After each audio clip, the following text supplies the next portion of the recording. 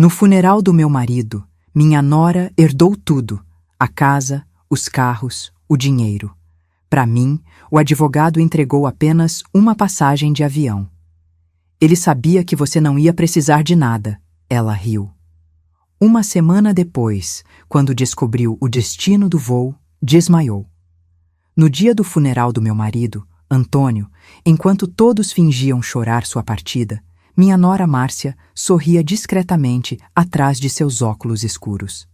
Quando o testamento foi aberto naquela mesma tarde, ela herdou nossa mansão de 3 andares no Morumbi, nossa coleção de carros importados e todos os investimentos que meu marido havia acumulado durante nossos 47 anos de casamento.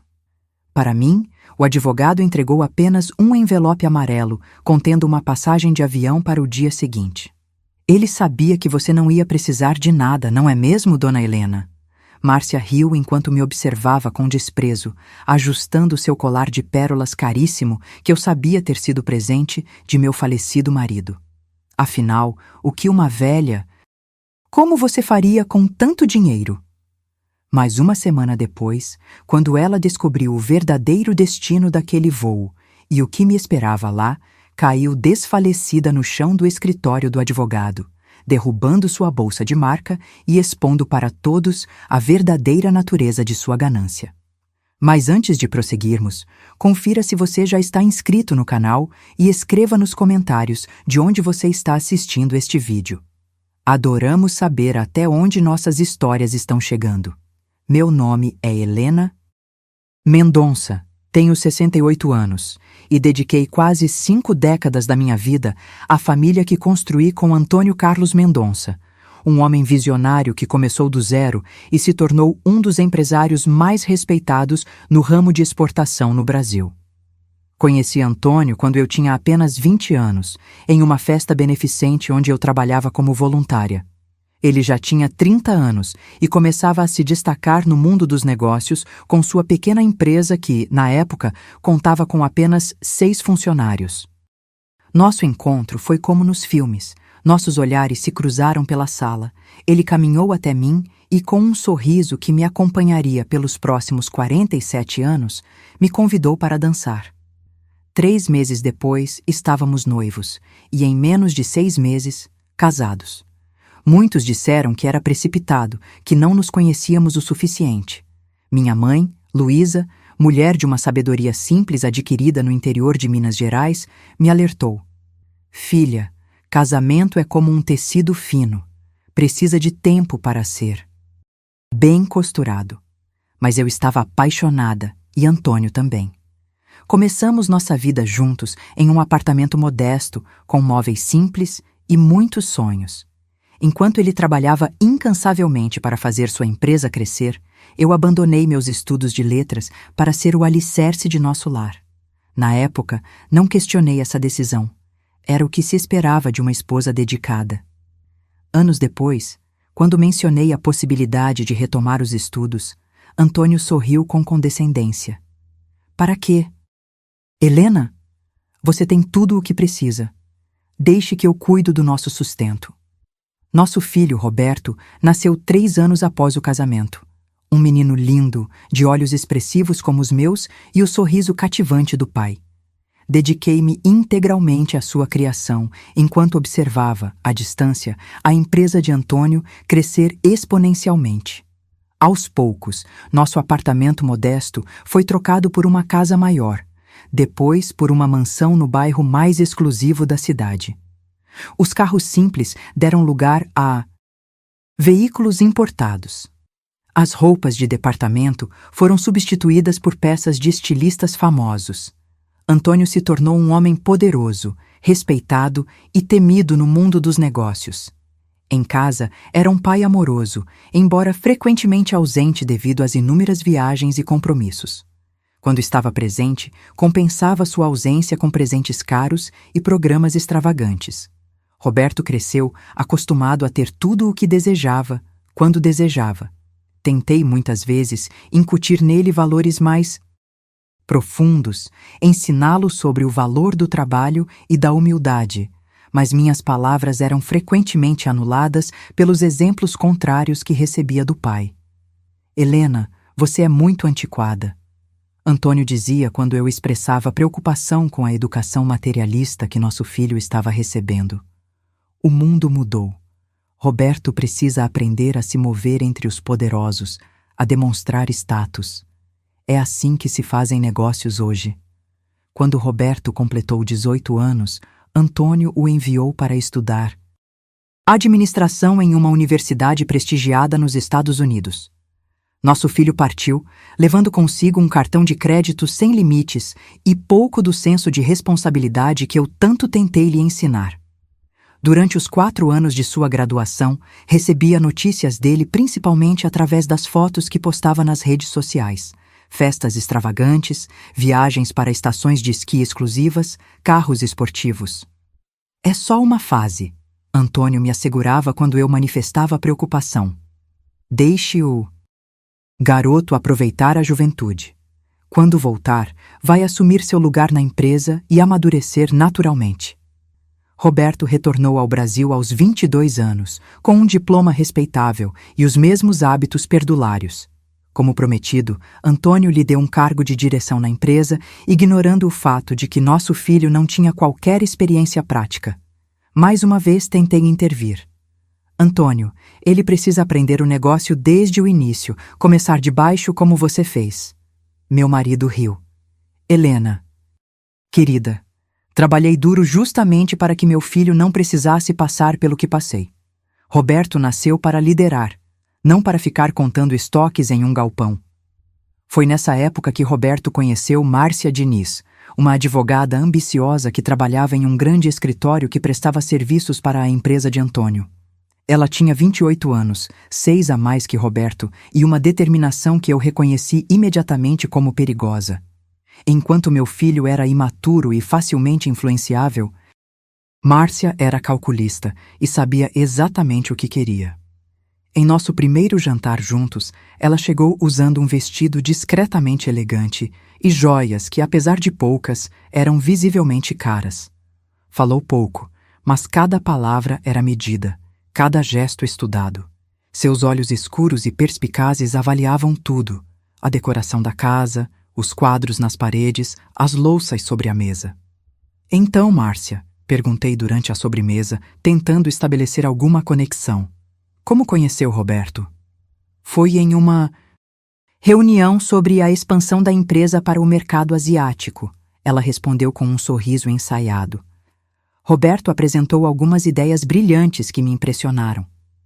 Lancei um olhar discreto para meu filho, que parecia inflado de orgulho com o elogio. Eu sabia que Roberto mal entendia o mercado nacional, quanto mais o asiático. Qualquer ideia brilhante que tivesse apresentado certamente viera de seu pai ou de algum consultor contratado. É mesmo? Continuei, mantendo meu tom leve. Roberto sempre foi muito criativo. Desde criança, tem essa capacidade de pensar fora da caixa. Márcia assentiu, seu olhar fixo em Antônio, que sorvia seu conhaque com evidente satisfação. Senhor Mendonça, sua empresa é fascinante. Li sobre sua trajetória em uma reportagem da Exame do mês passado. Uma história inspiradora. E assim ela continuou, ignorando minhas tentativas de conversa e direcionando toda a sua atenção para Antônio e os negócios da família. Ao final da noite, meu marido estava encantado com a namorada do filho. Que moça inteligente, comentou ele depois que o casal partiu. Exatamente o tipo de influência que Roberto precisa. Alguém com os pés no chão, focada, ambiciosa na medida certa. Ambiciosa na medida certa? Questionei, enquanto recolhia as taças de sobremesa. Antônio, aquela mulher não tirou os olhos dos nossos bens a noite toda. Estava praticamente fazendo um inventário mental. Helena, por favor. Ele respondeu com impaciência. Nem todo mundo é interesseiro. Márcia é uma profissional respeitada, vem de boa família. Roberto teve sorte de encontrá-la. Menos de 1 ano depois, eles estavam noivos. O casamento foi um evento ostensivo, com mais de 500 convidados, muitos dos quais eu nunca havia visto antes. Márcia cuidou pessoalmente de cada detalhe, sempre optando pelo mais caro, pelo mais exclusivo. Roberto apenas concordava, hipnotizado pela mulher que havia escolhido. Após o casamento, o casal se mudou para um apartamento de Bundestum, cobertura comprado por Antônio como presente de núpcias.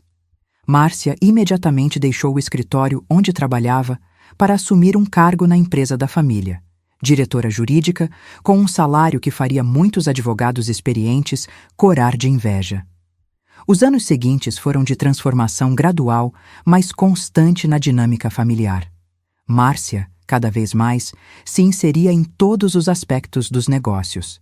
Seu escritório ficava estrategicamente ao lado do de Antônio. Ela começou a acompanhá-lo em viagens importantes, deixando Roberto para trás, alegando que alguém precisa cuidar das coisas por aqui, querido. Meu filho, sempre inseguro apesar da fachada de confiança que tentava projetar, aceitava essas situações sem questionar. Em casa, Márcia gradualmente assumiu o controle. As reuniões familiares, antes organizadas por mim, passaram a ser ditadas por sua agenda. O cardápio, antes elaborado de acordo com os gostos de todos, agora seguia suas preferências pessoais. Até mesmo a decoração da mansão, que eu havia escolhido cuidadosamente ao longo dos anos, começou a mudar conforme seu gosto. Dona Helena, sem ofensa, mas esses móveis estão muito datados. Ela comentou um dia, enquanto examinava criticamente nossa sala de estar. Poderíamos contratar aquele decorador francês que fez o apartamento da Cecília Monteiro.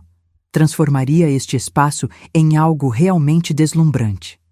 Cecília Monteiro era esposa de um banqueiro famoso e conhecida por sua extravagância. Sua casa havia sido recentemente destaque em uma revista de decoração com móveis importados que custavam o preço de um apartamento cada. Márcia, querida, respondi, tentando manter a compostura. Esta casa tem história. Cada peça foi escolhida com cuidado, cada objeto tem um significado para a nossa família. História é importante, ela respondeu com um sorriso condescendente. Mas evolução também. Tenho certeza que Antônio concordaria comigo. E de fato, quando o assunto foi levado a ele, meu marido apenas deu de ombros. Se você acha que precisamos atualizar a casa, vá em frente. Confio no seu bom gosto, Márcia. Assim, aos poucos, fui sendo apagada da minha própria casa, da minha própria família. Em reuniões sociais, Márcia me apresentava como a mãe de Roberto, como se minha existência só tivesse relevância por ter gerado seu marido. Em discussões familiares, minhas opiniões eram educadamente ouvidas e prontamente ignoradas. Antônio, sempre tão perspicaz nos negócios, parecia cego à manipulação que acontecia bem debaixo de seu nariz. Ou talvez não estivesse, talvez simplesmente não se importasse, desde que os lucros continuassem crescendo e sua vida seguisse confortável. Quando meu marido completou 75 anos, os primeiros sinais de sua saúde debilitada começaram a aparecer. Primeiro foram pequenos lapsos de memória, depois uma fadiga persistente que os médicos inicialmente atribuíram à idade. Mas os exames eventualmente revelaram um quadro mais sério, um câncer silencioso que já havia se espalhado. Durante os 2 anos seguintes de sua enfermidade, fui eu quem esteve ao seu lado constantemente. Administrava seus medicamentos, acompanhava-o em sessões de quimioterapia, segurava sua mão nas noites em que a dor não o deixava dormir. Márcia aparecia nos consultórios médicos apenas para reuniões importantes, sempre vestida impecavelmente, sempre com um ar de eficiência profissional que impressionava os médicos. Sua nora é uma mulher notável, comentou certa vez o Dr. Pimentel, oncologista que cuidava de Antônio. Tão jovem e já tão à frente de tudo. Perguntou-me detalhes técnicos sobre o tratamento que até alguns médicos teriam dificuldade em compreender. O que o bom doutor não sabia é que Márcia estava menos interessada no bem-estar de Antônio e mais nas implicações financeiras de sua doença. Em casa, quando achava que eu não podia ouvir, ela pressionava Roberto sobre a situação da empresa. Precisamos garantir que tudo esteja em ordem, ouvia dizer certa noite. enquanto eu estava no corredor a caminho do quarto de Antônio com seus remédios. Seu pai não vai durar para sempre e precisamos estar preparados. Você conversou com ele sobre a transferência das ações majoritárias? Não achei o momento apropriado, respondeu Roberto, a voz baixa e hesitante. Ele tem estado tão cansado ultimamente. Apropriado? Márcia sibilou, sua voz assumindo um tom que eu nunca ouvia quando ela estava diante de Antônio ou de mim. Nada disso é apropriado, Roberto. Seu pai está morrendo. Se não agirmos agora, sua mãe pode acabar com o controle de tudo e você acha que ela tem capacidade para administrar um império como esse? Uma mulher que nunca trabalhou um dia na vida? Minha mãe não é ambiciosa desse jeito, defendeu Roberto, embora sua voz carecesse de convicção. Ela só quer o melhor para todos nós. O melhor para todos seria você assumindo o comando, com meu apoio, é claro. Pense nas possibilidades, Roberto. Poderíamos expandir para mercados que seu pai nunca considerou. Modernizar toda a operação. Mas precisamos ter certeza de que as ações ficarão conosco. Fiquei parada ali, o coração acelerado, a bandeja com os remédios tremendo levemente em minhas mãos. Naquele momento, percebi completamente o perigo que Márcia representava. Não era apenas uma nora difícil, era uma predadora e toda a família era sua presa. Na manhã seguinte, tentei conversar com Antônio sobre o que havia ouvido, mas ele parecia distante, confuso, os efeitos dos medicamentos fortes obscurecendo sua clareza mental. Antônio, comecei, sentando-me ao lado de sua cama. Precisamos conversar sobre o futuro, sobre a empresa, sobre o testamento. Seus olhos, antes tão vivos e penetrantes, agora embaçados pela dor e pelos analgésicos, fixaram-se em mim. Não se preocupe, Melena. Cuidei de tudo. Mas você precisa me dizer: confie em mim. Ele interrompeu, sua mão frágil apertando a minha com surpreendente força. Sempre cuidei de você, não foi? Sempre. Cuidei de todos, e continuarei cuidando, mesmo quando não estiver mais aqui. Tentei insistir, mas ele fechou os olhos, indicando que a conversa havia terminado. Nas semanas seguintes, notei Márcia passando cada vez mais tempo trancada com Antônio no escritório da casa. Quando eu entrava, eles interrompiam a conversa abruptamente. Apenas assuntos da empresa, Helena, Antônio dizia, enquanto Márcia guardava apressadamente documentos em uma pasta. Nada com que você precise se preocupar. E então, veio aquela manhã de abril, com um céu surpreendentemente azul para uma cidade geralmente coberta de poluição. Entrei no quarto de Antônio com seu café da manhã e o encontrei imóvel, seu rosto sereno como não via há meses. Ele havia partido durante a noite, silenciosamente, enquanto eu dormia no quarto ao lado. As semanas seguintes foram um borrão de arranjos funerários, visitas de condolências e um vazio que parecia consumir cada centímetro da casa que um dia havia sido tão viva. Roberto parecia genuinamente devastado pela perda do pai, mas Márcia mantinha um ar de eficiência prática, lidando com burocracia e, principalmente, pressionando pelo inventário e pela leitura do testamento. Não há por que prolongar essa agonia, ela argumentou com o Dr. Mendes, o advogado da família, apenas 3 dias após o funeral. Antônio era um homem prático. Ele gostaria que seguíssemos em frente rapidamente. Dr. Mendes, um senhor de seus 70 anos, que havia sido amigo de Antônio desde a juventude, parecia desconfortável com a pressa, mas acabou cedendo. A leitura do testamento foi marcada para uma semana após o enterro, na sala de conferências da empresa. No dia designado, estávamos todos lá. Eu, Roberto, Márcia, alguns executivos seniores da empresa e, claro, Dr. Mendes. O advogado parecia estranhamente tenso, ajeitando constantemente seus óculos e organizando os papéis diante de si com mais cuidado que o habitual. Antes de começarmos, disse ele, olhando diretamente para mim, gostaria de expressar novamente meus sinceros pêsames, Dona Helena. Antônio era um homem excepcional, e sua falta será profundamente sentida.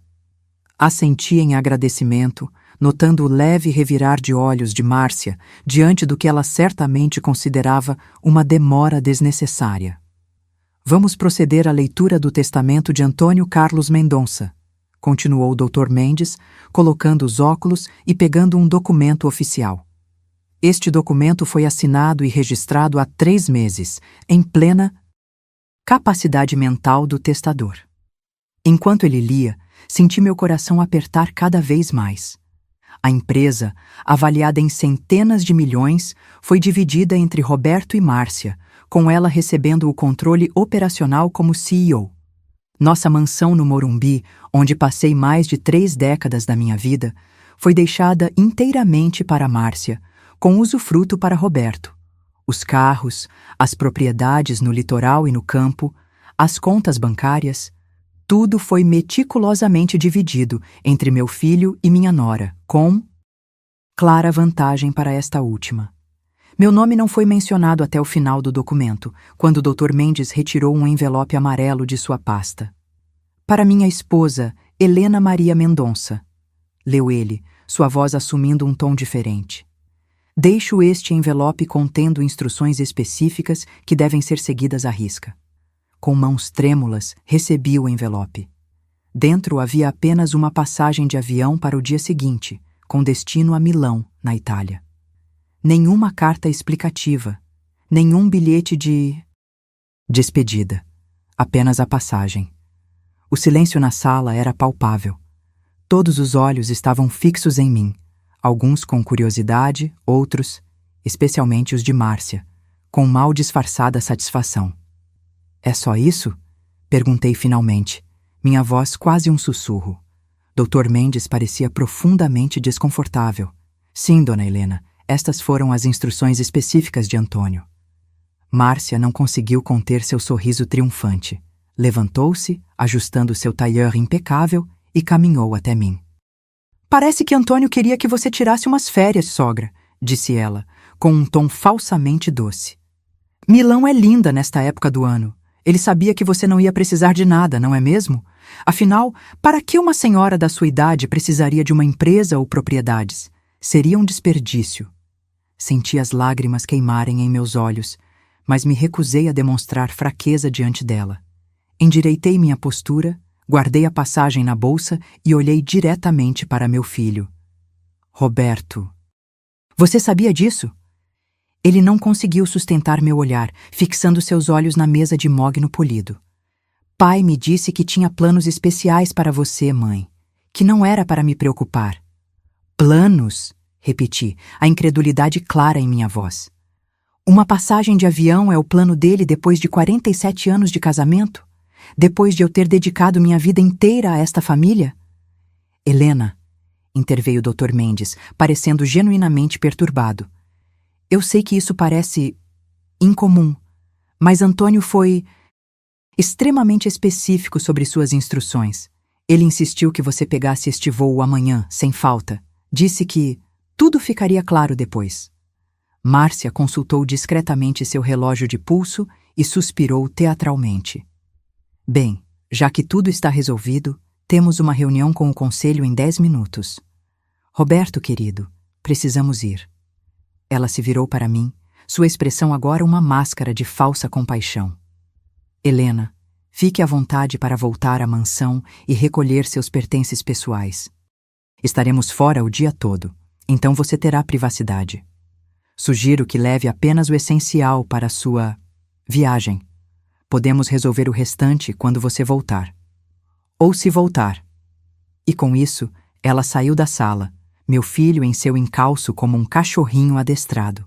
Os executivos da empresa também se retiraram rapidamente, claramente desconfortáveis com a situação, até que restamos apenas eu e Dr. Mendes. O velho advogado parecia devastado. Helena, por favor, acredite quando digo que não sabia exatamente o que estava no envelope.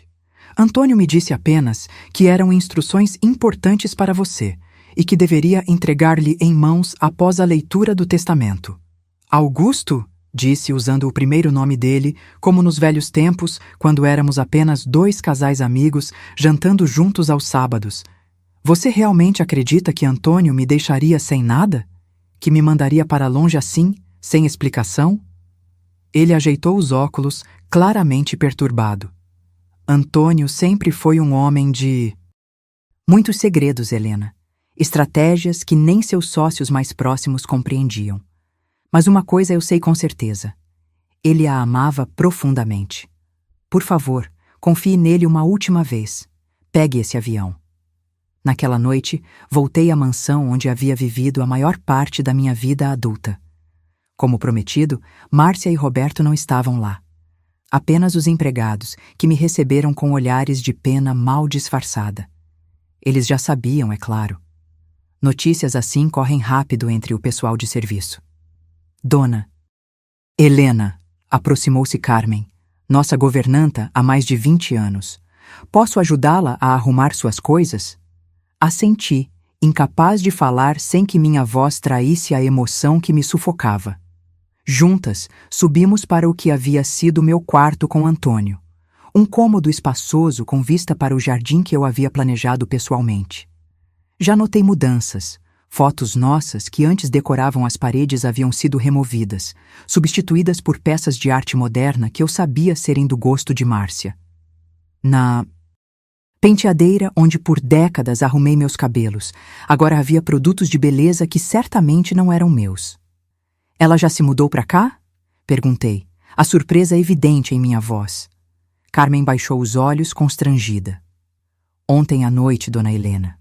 Disse que não havia motivo para esperar, já que o quarto agora é dela. Engoli o nó que se formou em minha garganta. Entendo. Bem, vamos ao trabalho então. Separei algumas roupas, joias pessoais que haviam sido da minha mãe, álbuns de fotografias, antigas e poucos objetos de valor sentimental. Tudo cabia em 2 malas médias, uma vida inteira reduzida a tão pouco. Enquanto arrumávamos, Carmen me contou como Márcia havia convocado todo o pessoal da casa logo após o funeral. Ela disse que haveria mudanças, Dona Helena, que a partir de agora ela seria a senhora da casa e que as coisas seriam feitas à maneira dela. Já dispensou o jardineiro, disse que o estilo dele era antiquado demais.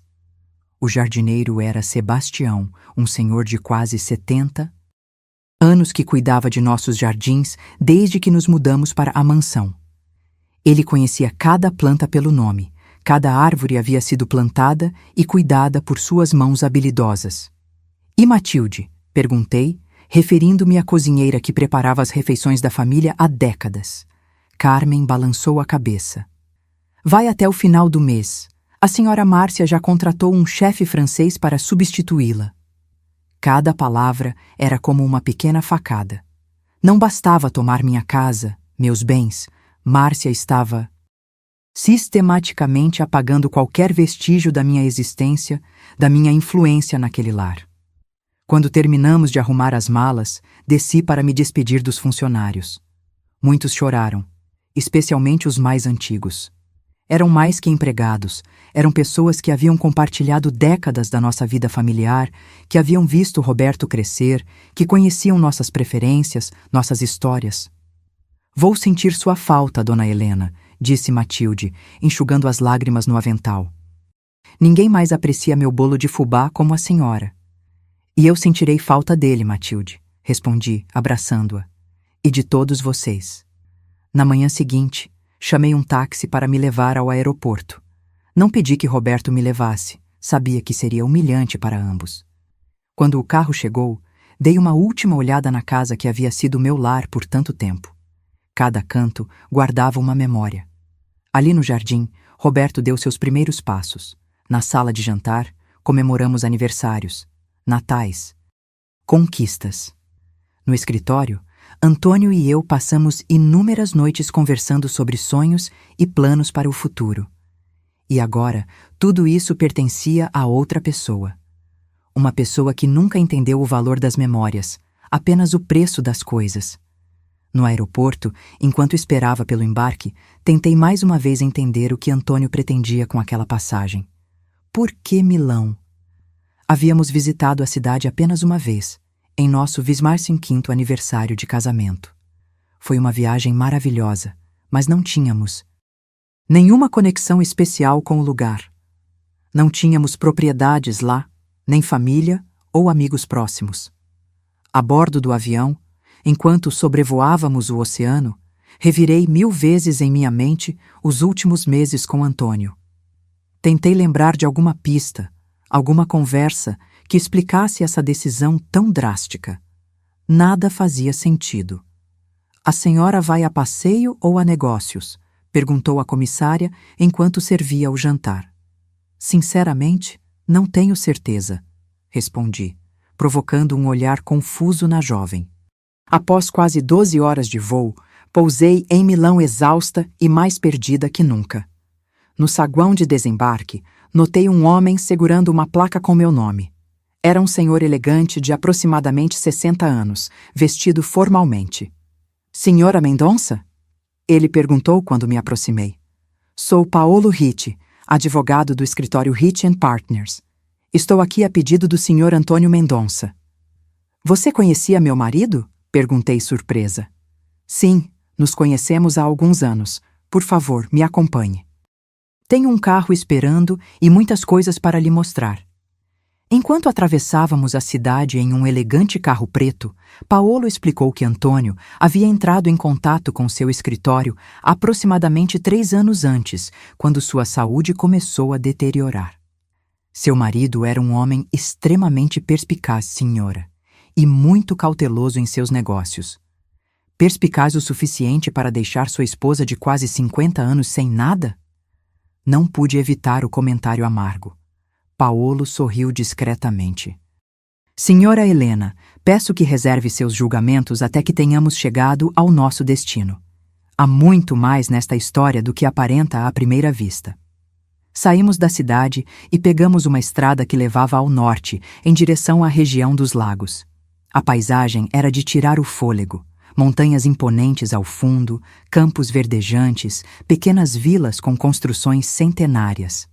Após quase 2 horas de viagem, chegamos a uma pequena cidade chamada Bellagio, às margens do deslumbrante Lago Como. "Estamos quase chegando", anunciou Paolo, virando o carro em uma estrada particular que serpenteava colina acima. Quando finalmente paramos, fiquei sem palavras. Diante de nós estava uma vila magnífica em estilo italiano clássico, com uma vista panorâmica para o lago. Os jardins que a circundavam eram um espetáculo à parte, meticulosamente cuidados, com fontes de mármore, estátuas antigas e flores de todas as cores imagináveis. "O que é este lugar?" perguntei, sentindo meu coração acelerar. "Vila Helena", respondeu Paolo com um sorriso, "nomeada por seu marido quando a adquiriu há 10 anos. Antônio comprou esta casa, mas... como? Por quê? Ele nunca mencionou nada sobre uma propriedade na Itália. Venha comigo, senhora. Há muito mais para ver e entender." Ainda atordoada, segui Paolo até a entrada da vila. As portas duplas de madeira entalhada abriram-se para um interior igualmente impressionante. Pisos de mármore, afrescos no teto, móveis antigos cuidadosamente restaurados, obras de arte que pareciam dignas de museus. Cada detalhe exalava elegância e bom gosto, mas também uma sensação estranhamente familiar. "Observe com atenção, senhora", disse Paolo, notando minha expressão confusa. Seu marido foi extremamente específico sobre cada elemento desta casa. Enquanto caminhávamos pelos diversos cômodos, comecei a perceber o que ele queria dizer. Aqui estava uma réplica da poltrona favorita de Antônio. Ali, um quadro semelhante ao que tínhamos em nossa sala no Brasil. Na biblioteca, os mesmos autores que meu marido colecionava, dispostos na mesma ordem. Era como se alguém tivesse tentado recriar nossa casa, mas em uma versão mais grandiosa, mais requintada. Paolo me conduziu até uma sala que parecia ser um escritório. Sobre a mesa de mogno estava uma caixa de madeira entalhada e um envelope. Seu marido deixou instruções explícitas para que isto fosse entregue a você pessoalmente após sua chegada à vila. Com as mãos trêmulas, abri o envelope primeiro.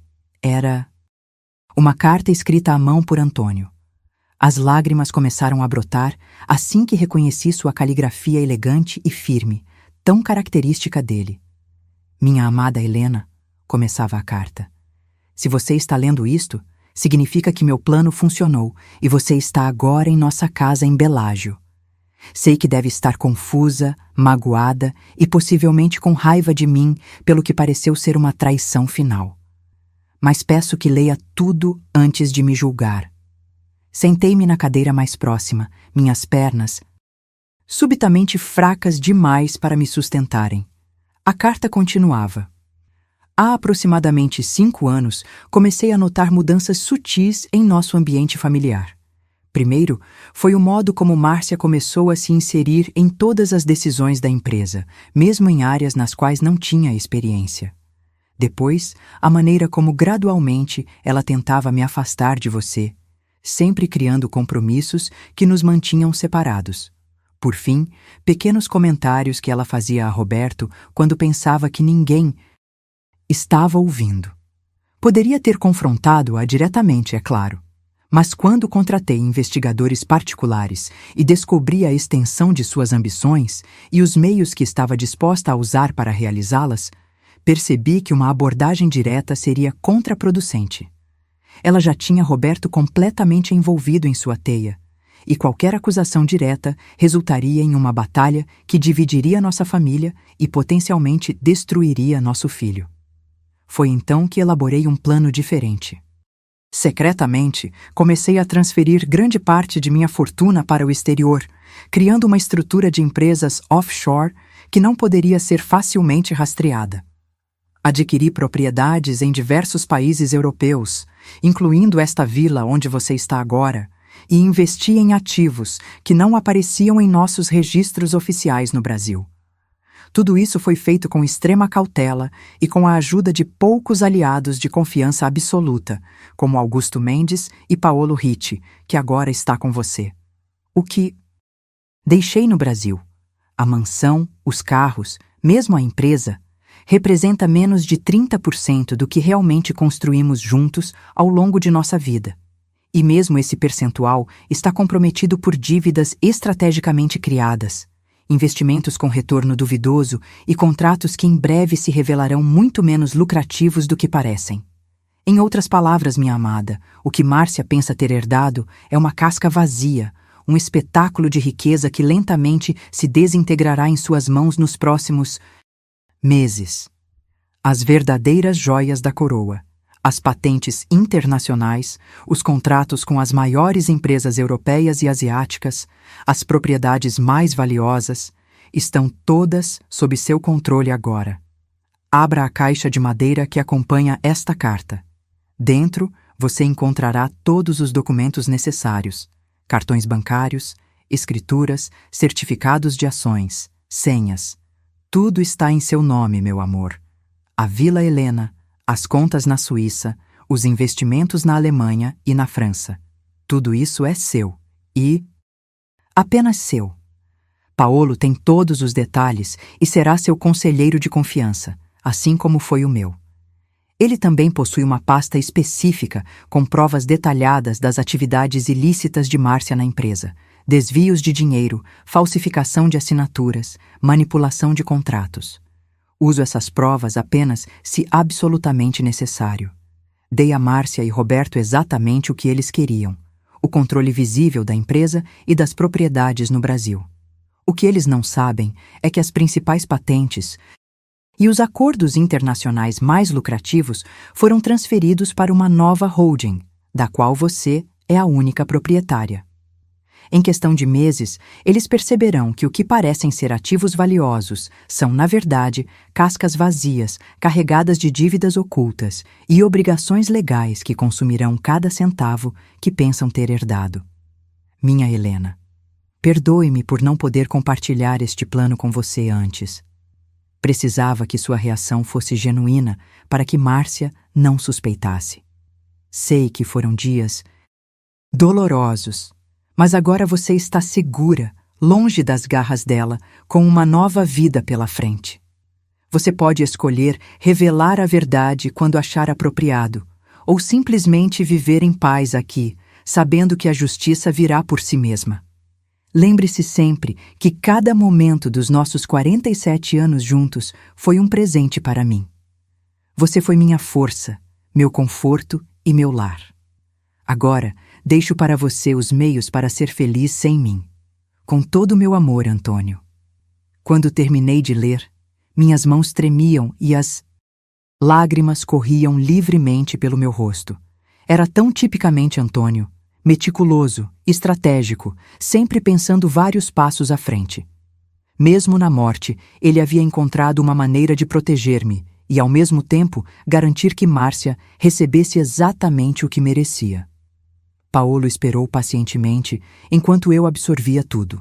Finalmente, abri a caixa de madeira mencionada na carta.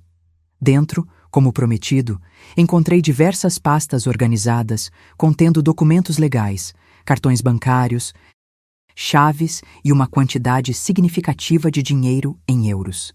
Havia também a tal pasta marcada como provas, contendo documentos detalhados sobre as atividades ilícitas de Márcia.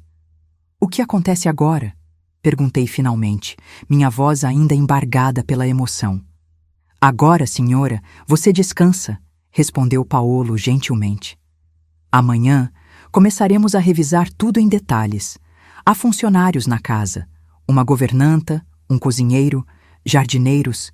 Eles já foram informados de sua chegada e prepararam tudo para seu conforto.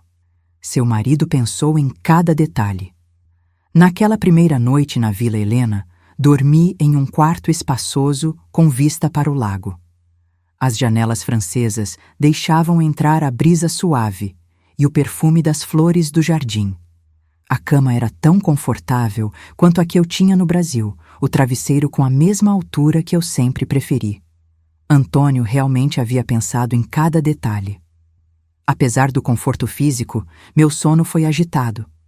Sonhei com meu marido, com nossa vida juntos, com os momentos que compartilhamos. Acordei várias vezes, sentindo aquele aperto no peito que acompanha a perda recente de um amor profundo. Mas agora, misturado à dor da perda, havia algo novo, um senso de admiração pelo homem que havia sido meu companheiro por tantas décadas e uma crescente indignação contra a mulher que tentara usurpar tudo o que havíamos construído. Na manhã seguinte, Paolo voltou com uma equipe de assessores financeiros e jurídicos.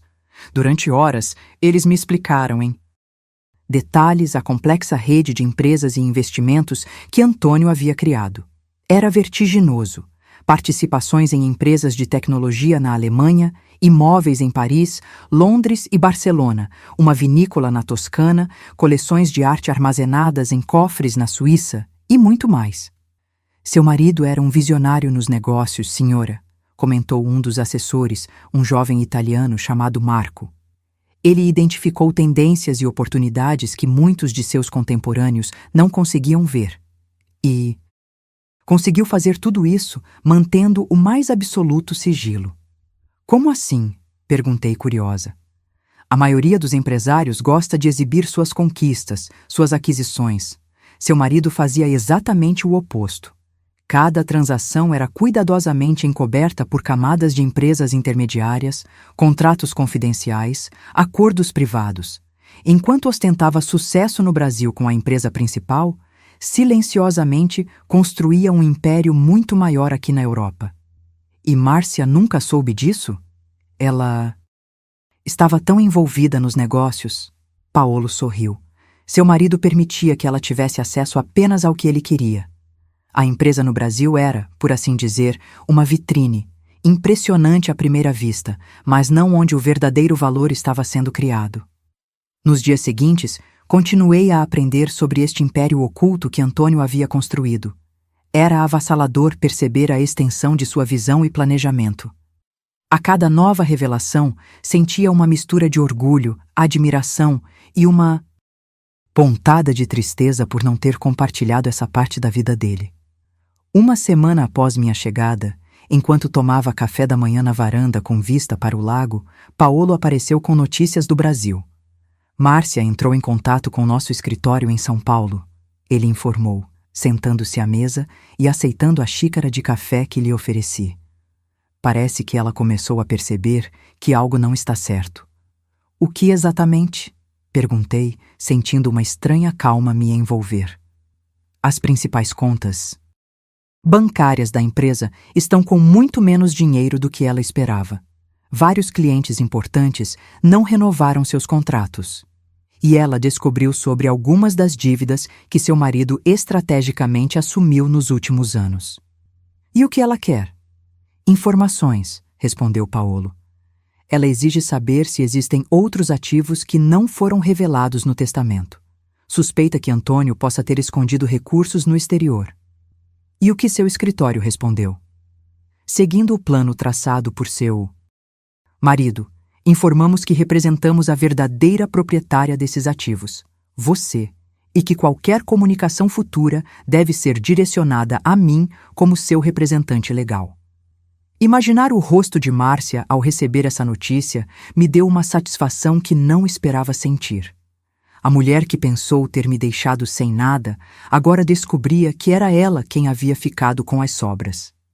Há mais uma coisa, senhora, continuou Paolo.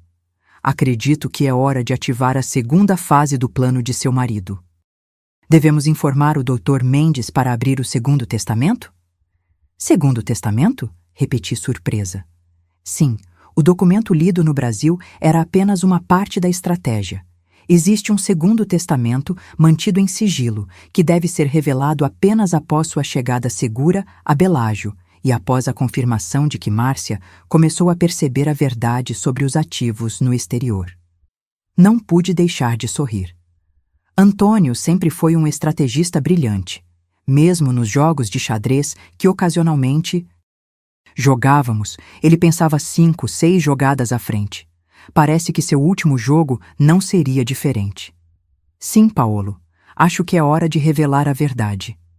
2 dias depois, recebi uma ligação de Paolo enquanto apreciava o jardim da vila.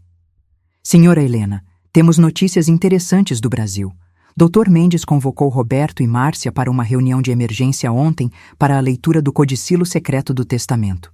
Segundo ele, a reunião foi dramática. Conte-me tudo, pedi, sentando-me em um banco de pedra sob uma pérgola coberta de glicínias em flor. Márcia chegou furiosa, exigindo explicações sobre os ativos escondidos. Dr. Mendes então revelou o segundo testamento, explicando detalhadamente como todos os direitos internacionais, patentes e contratos mais lucrativos foram legalmente transferidos para uma holding controlada exclusivamente por você. Quando ela compreendeu a extensão do que havia perdido e que a empresa no Brasil está praticamente insolvente devido às dívidas estratégicas que Antônio acumulou nos últimos anos, ela literalmente desmaiou. Caiu no chão do escritório diante de todos os presentes. Tentei visualizar a cena. Márcia, sempre tão controlada e manipuladora, perdendo completamente a compostura. Era uma imagem que trazia uma satisfação que me surpreendeu pela intensidade. E Roberto? Perguntei, pensando em meu filho. Como ele reagiu? Segundo o Dr. Mendes, ele ficou em estado de choque, mas diferente de Márcia, não demonstrou raiva. Apenas tristeza profunda e talvez uma certa admiração pela estratégia meticulosa de seu pai. Nos dias que se seguiram, recebi mais atualizações sobre os desdobramentos no Brasil. Márcia estava tentando desesperadamente vender a mansão e os carros para cobrir as dívidas emergentes da empresa. Vários credores, previamente orientados por Antônio através de seus advogados, começaram a cobrar empréstimos que supostamente estavam com pagamentos atrasados. A imprensa de negócios brasileira já especulava sobre a iminente falência da outrora poderosa Mendonça Exportações. 1 mês após minha chegada a Belágio, recebi uma ligação inesperada. Era Roberto. Mãe? Sua voz soava diferente, menos confiante, mais frágil, quase irreconhecível. Como você está? Estou bem, filho, respondi, sentindo uma mistura de emoções. Alegria por ouvir sua voz, mágoa pelas escolhas que ele havia feito, esperança de que talvez, agora, ele pudesse ver a verdade. Melhor do que você imagina, na verdade. Eu queria te pedir desculpas por tudo. Pai, ele era mais esperto do que todos nós, não é? Seu pai sempre viu mais longe que qualquer um, respondi, sentindo uma mistura de tristeza e orgulho. Ele previu exatamente como Márcia agiria. Houve uma longa pausa antes que Roberto continuasse, sua voz embargada. Ela me deixou, mãe. Assim que percebeu que estávamos falidos, arrumou as malas e desapareceu. Descobri que ela tem um amante há anos, um dos diretores da empresa. Parece que eles vinham desviando dinheiro juntos. Não senti nenhuma surpresa, apenas uma pontada de dor pelo meu filho. Sinto muito que você tenha descoberto dessa forma, Roberto. A verdade é que eu sempre soube no fundo. Ele admitiu, a voz quebrando. Só não queria enxergar. Era mais fácil fingir que não via os sinais, que não percebia como ela me manipulava. Mais fácil do que admitir que tinha cometido o maior erro da minha vida. Houve outro momento de silêncio, durante o qual pude ouvir sua respiração entrecortada, como se estivesse contendo o choro.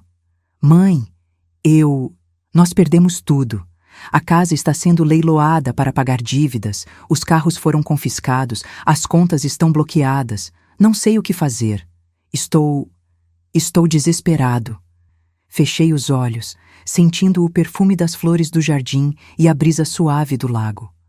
Uma parte de mim queria que ele sofresse um pouco mais, que sentisse completamente as consequências de ter escolhido Márcia em vez de sua própria mãe. Mas uma parte maior, a parte que o havia embalado quando bebê, que havia beijado seus joelhos ralados, que havia sofrido com cada decepção que ele enfrentou na vida, essa parte não podia abandoná-lo agora. Vou te enviar uma passagem de avião, Roberto, disse finalmente. Temos muito o que conversar, e é melhor fazermos isso pessoalmente. Uma passagem? Ele perguntou confuso. Para a Itália? Mas como? Com que dinheiro? Há muito que você não sabe, filho. Venha para Milão e entenderá tudo. 2 semanas depois, recebi Roberto na Vila Helena. Quando o carro parou na entrada, observei meu filho sair e olhar em volta, maravilhado. Ele parecia ter envelhecido uma década em apenas alguns meses. O rosto mais magro, olheiras profundas, os ombros curvados pelo peso dos eventos recentes. Mãe, ele disse quando me viu na porta. Isso é incrível. Seu pai a comprou há 10 anos, em segredo, expliquei, mantendo certa distância emocional. Chamou-a de Vila Helena. Roberto caminhou até mim lentamente, como se temesse ser rejeitado, e então me abraçou. Senti seu corpo tremer com soluços contidos, suas lágrimas quentes molhando meu ombro. Me perdoe, mãe, ele implorou entre soluços. Eu fui tão idiota, tão cego, tão ingrato. Depois de tudo que você e pai fizeram por mim, como pude, permiti-me abraçá-lo de volta, embora parte de mim ainda estivesse relutante. Vamos entrar, disse suavemente. Temos muito o que conversar. Nos dias seguintes, mostrei a Roberto tudo o que Antônio havia construído secretamente. Expliquei o plano meticuloso, as transferências de ativos, a criação da nova holding. Mostrei-lhe os documentos que provavam as atividades ilícitas de Márcia, que seu pai havia coletado pacientemente ao longo dos anos. Por que ele não me contou? Perguntou Roberto uma noite, enquanto jantávamos no terraço sob o céu estrelado de Belágio. Por que não confiou em mim? Não era questão de confiança, Roberto, respondi, servindo-nos mais vinho. Era proteção, seu pai sabia. Que Márcia monitorava cada passo seu, cada conversa, cada mensagem. Se você soubesse, ela perceberia. E então, todo o plano estaria comprometido. Mas eu poderia ter ajudado, ele insistiu. Poderia ter estado ao lado de vocês. Olhei diretamente nos olhos de meu filho, os mesmos olhos que herdara de mim, agora nublados pela culpa e pelo arrependimento. Poderia mesmo, Roberto. Seja honesto.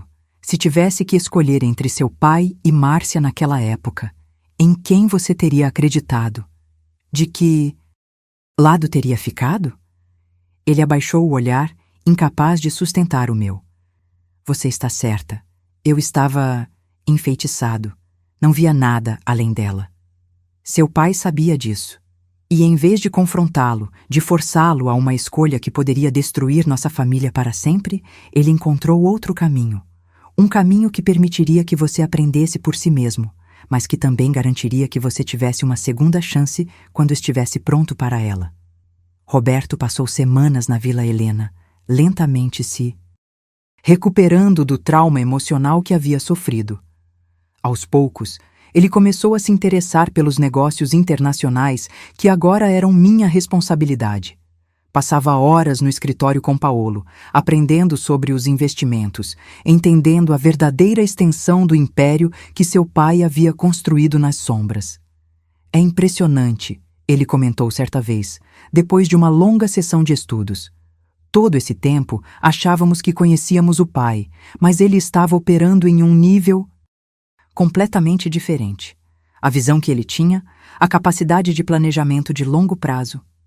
Seu pai sempre jogou xadrez enquanto os outros jogavam damas. Respondi, lembrando-me com carinho das partidas que Antônio e eu costumávamos jogar nas noites tranquilas em casa. Ele via o tabuleiro inteiro, todas as possibilidades, vários movimentos à frente. Conversávamos muito sobre o passado, sobre os sinais que ignoramos, sobre como Márcia gradualmente se infiltrou em nossas vidas e quase destruiu nossa família. Roberto me contou detalhes chocantes de como ela o manipulava, alimentando suas inseguranças, isolando-o de amigos antigos, fazendo-o duvidar de suas próprias percepções. Ela me convenceu que você tentava me controlar, confessou ele uma tarde, enquanto caminhávamos pelos jardins da vila. Que suas preocupações eram, na verdade, tentativas de me manter dependente. Que pai só me dava responsabilidades na empresa por obrigação, não porque acreditava em mim. E você acreditou nisso tão facilmente? Ele suspirou profundamente. Acho que parte de mim queria acreditar. Era mais fácil culpar vocês pelas minhas próprias falhas, pelas minhas próprias inseguranças.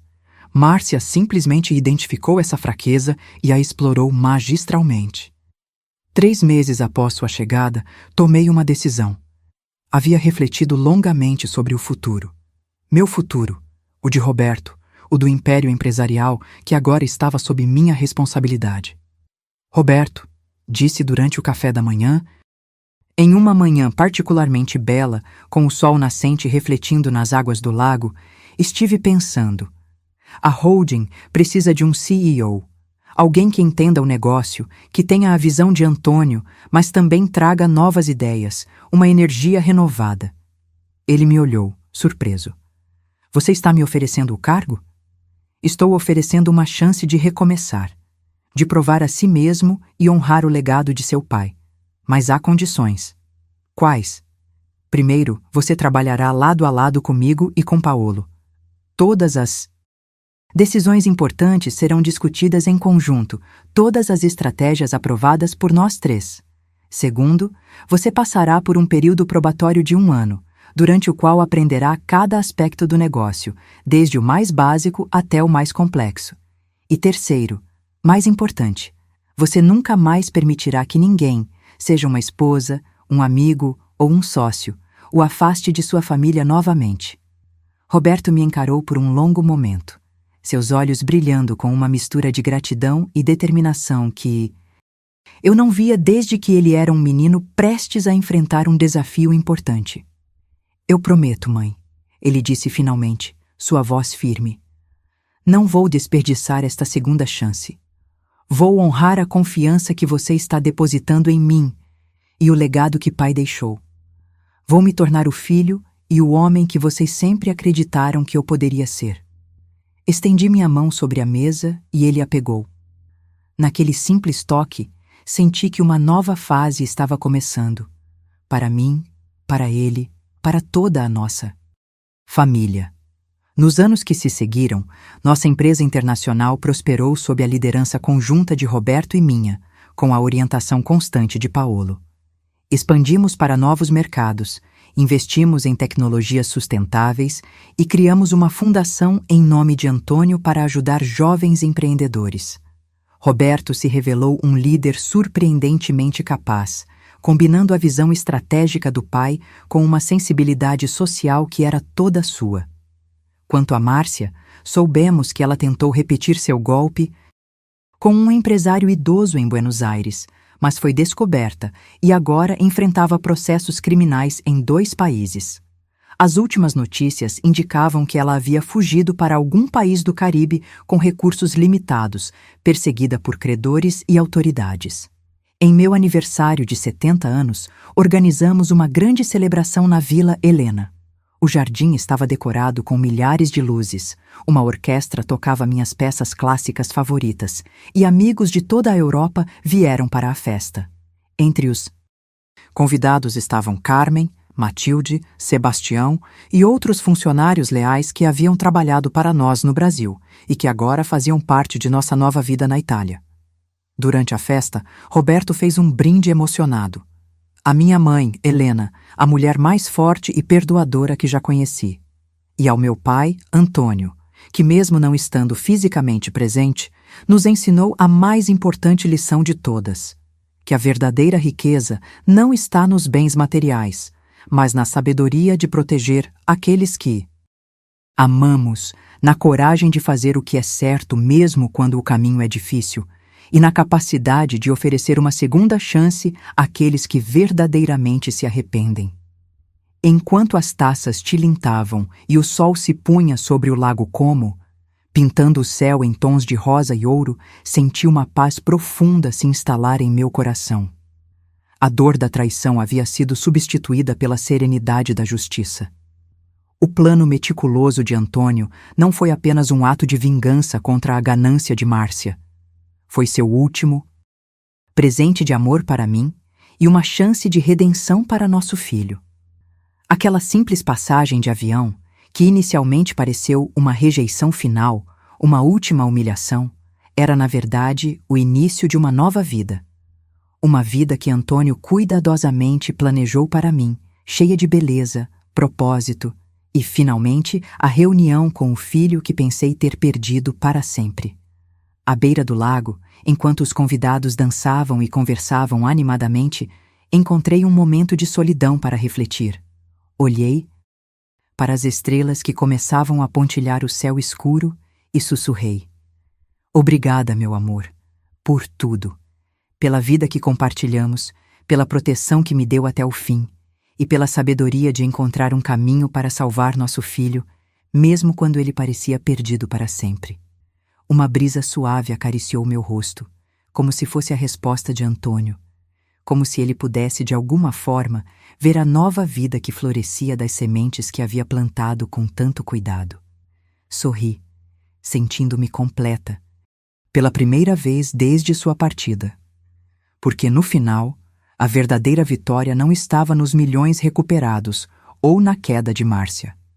Estava na restauração de nossa família, no reencontro com meu filho e na descoberta de uma força dentro de mim que nunca soube que possuía, até que fui forçada a encontrá-la.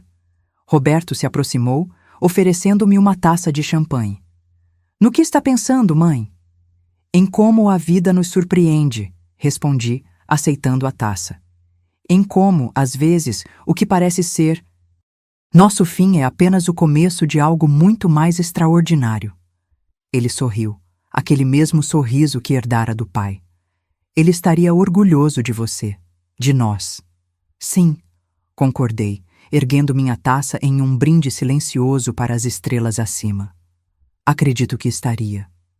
E ali, naquele momento perfeito à beira do lago Como, compreendi a lição final de Antônio, que às vezes, para construir algo verdadeiramente duradouro, precisamos ter coragem de perder tudo, de recomeçar do zero, de confiar no plano maior que talvez não possamos ver completamente no momento. Aquela passagem de avião não era um símbolo de rejeição.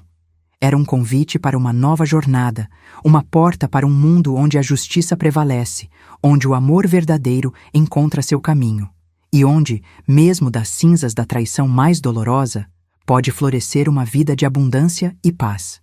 Agora, se você gostou dessa história, já clica nesse próximo vídeo que está aparecendo na tela, porque nele há história de traição e reviravolta, como você nunca viu antes.